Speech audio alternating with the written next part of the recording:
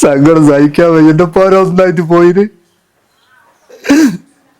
പഞ്ചായത്തിലും വില്ലേജ് ഓഫീസിലൊക്കെ പരാതി കൊടുത്തിട്ടൊന്നും ഇതുപോലെ നടപടി ഉണ്ടായില്ല. ഇയാൾക്കെതിരെ എന്റെ മതില് കെട്ടണം എന്ന് പറഞ്ഞിട്ട് അതൊക്കെ വന്നു നോക്കി പോയിന്നല്ല, അതൊന്നും ചെയ്തില്ല. എന്റെ പോര പൊളിച്ചു, താഴെ കണ്ട പൊളിച്ചു, മുന്നും പൊളിച്ചു, ഒക്കെ പൊളിച്ച്. പൈസ ഇല്ലാത്തതിന്റെ പേരിൽ എനിക്ക് നീതി കിട്ടിയില്ല.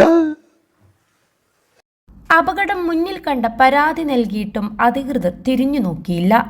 മലപ്പുറം വാഴക്കാട് തിരുവാലൂരിൽ കനത്ത മഴയിൽ വീട് തകർന്നു. പൊട്ടിക്കരഞ്ഞ് ഗൃഹനാഥനും.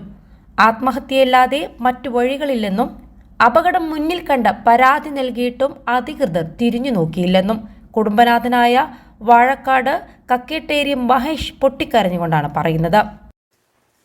അതാണ് ഇയാളെ ഒറ്റ അഹങ്കാരം കൊണ്ട് ഈ മതിലൊന്നായിട്ട് അടിച്ച് എന്റെ പോര ഒന്നായിട്ട് പൊളിഞ്ഞു പോയത്.